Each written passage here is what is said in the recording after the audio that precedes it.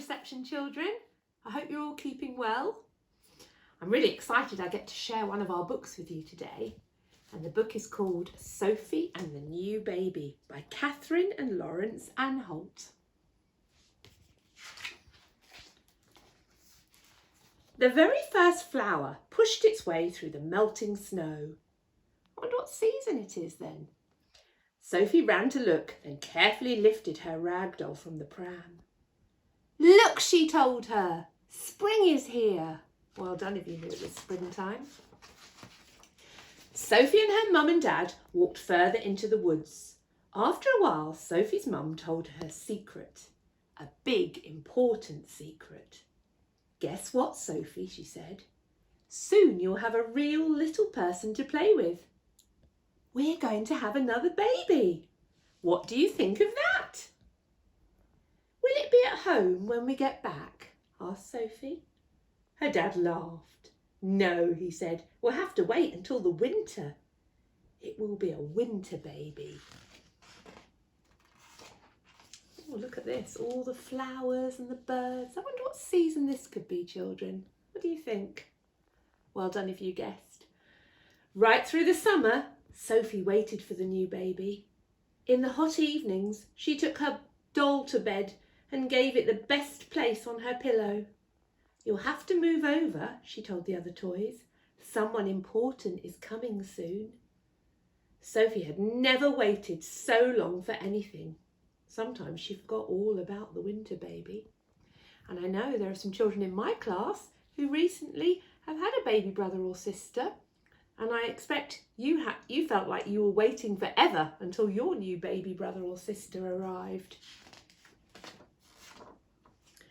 One day, a big brown leaf floated down from the golden trees. Reception, can you guess what season we're in now? We've been learning a lot about this season, haven't we? Sophie ran to catch it. The leaf drifted slowly from side to side.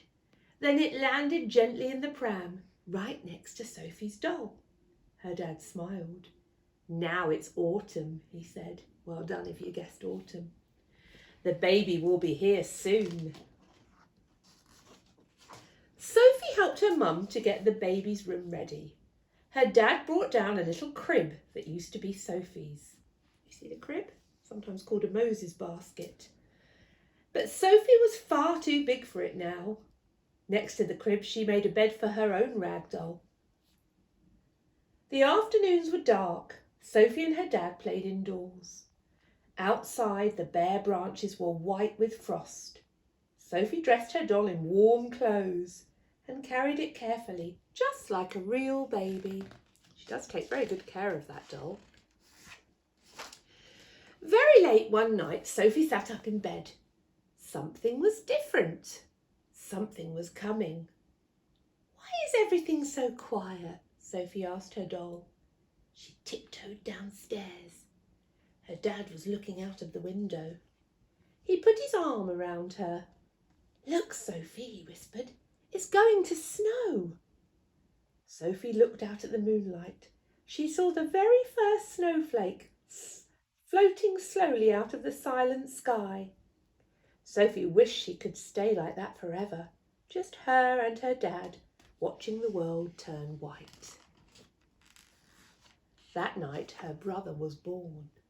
Can you see that beautiful winter scene? All the snowflakes.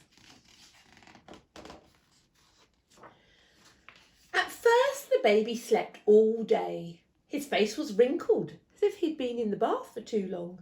Sometimes he yawned a huge yawn. Then Sophie leaned over and kissed him. She smelt his special new baby smell and stroked his soft, warm face. But on other days, her baby cried.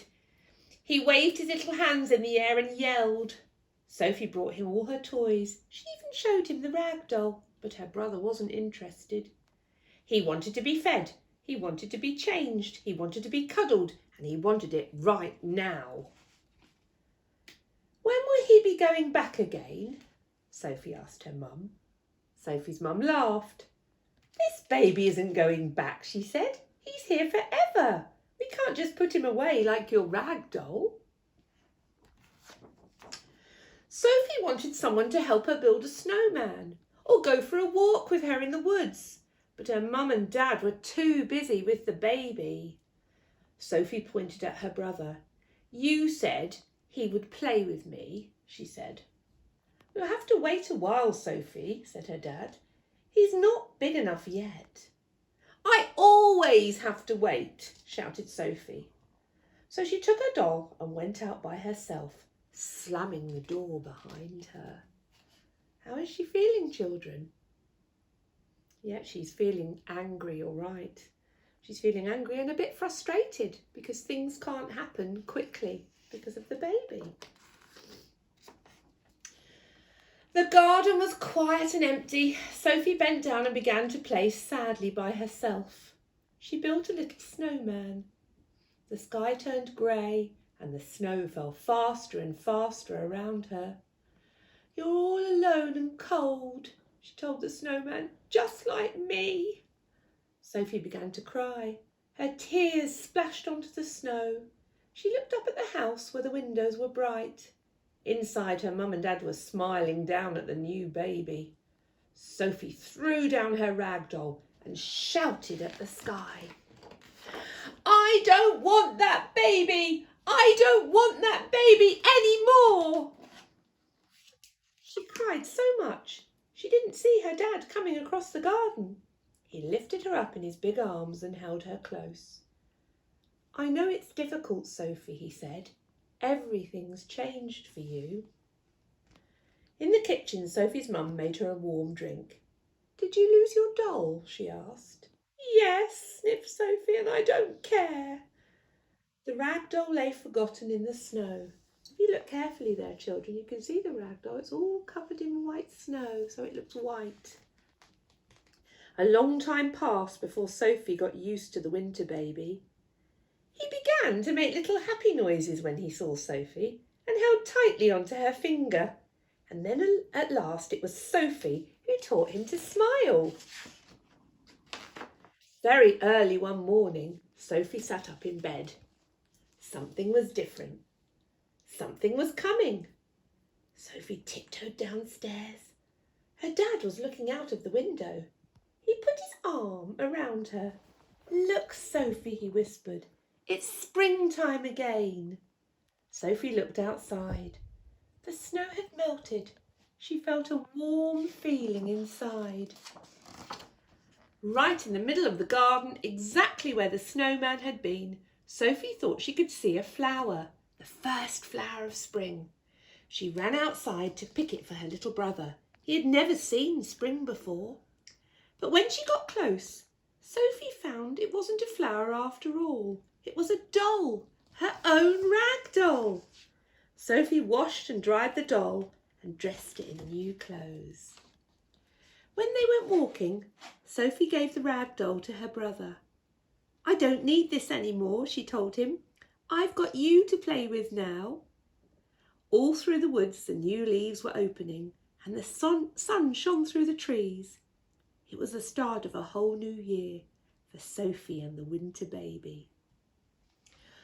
Oh, I'm very glad, children, that that story ended on a happy note. Sophie feels much happier now, doesn't she, that it's springtime? She was very sad in the winter time. One of the activities for this week is for you to draw or paint the seasons. So you could paint a really lovely autumnal picture with orange leaves. You could paint a winter scene. Maybe you could draw a winter scene and have a snowman in it, like this one. You could do a nice spring picture, like the one at the beginning, the first flower. And a summer picture, lots and lots of flowers. Or maybe a seaside scene with the sun shining. And let me know which is your favourite season and why.